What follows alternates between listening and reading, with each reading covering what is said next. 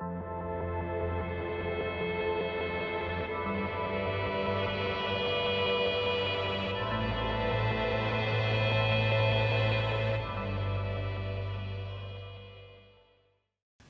de Montgros, vous êtes le directeur du renseignement militaire, le DRM. Évidemment, tout le monde a envie de vous poser la question, et moi le premier. Vous passez, j'imagine, une grande partie de vos journées à suivre ce qui se passe sur le front ukrainien. Comment, aujourd'hui, vous jugez le rapport de force entre l'Ukraine et la Russie? Effectivement, sans trahir de grands secrets, je consacre une part significative de mon énergie, de mon temps, mais surtout celle de la direction du renseignement militaire dans sa globalité, à cette guerre en Ukraine, à évaluer l'évolution de ce rapport de force entre les deux belligérants.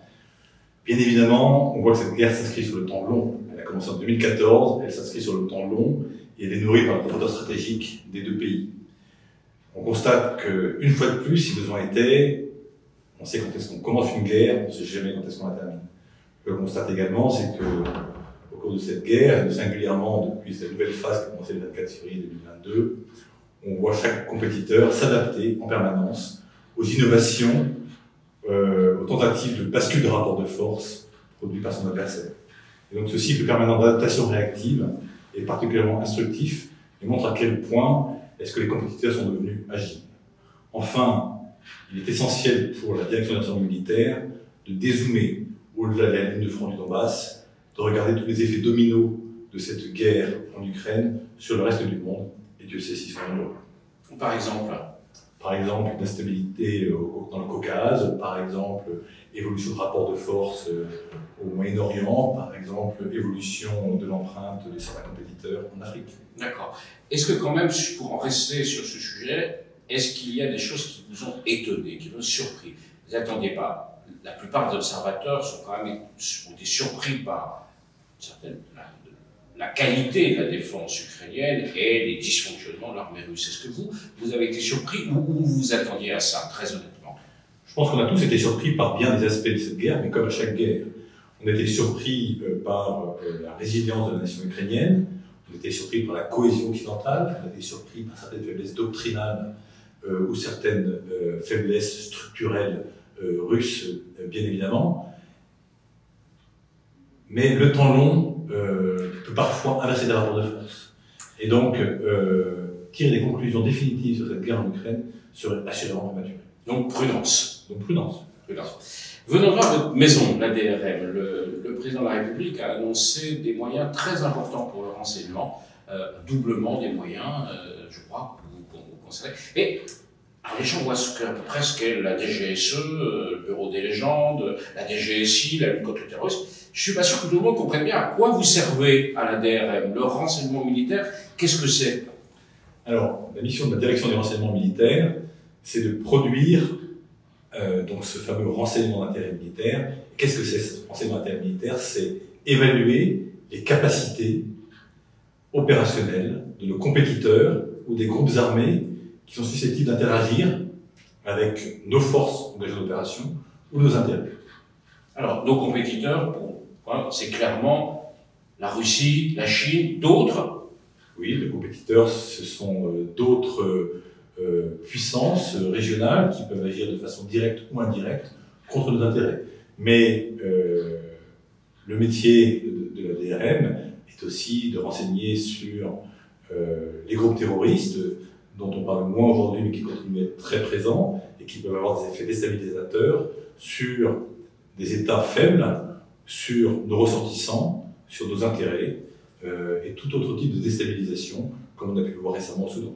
On entend beaucoup dire, dès qu'on aborde la question de renseignement, qu'aujourd'hui il y a une masse de données, de data, comme on dit en bon français, de données considérables et qu'on croule sur ces données avec une difficulté à les traiter, à les exploiter. Comment faites-vous?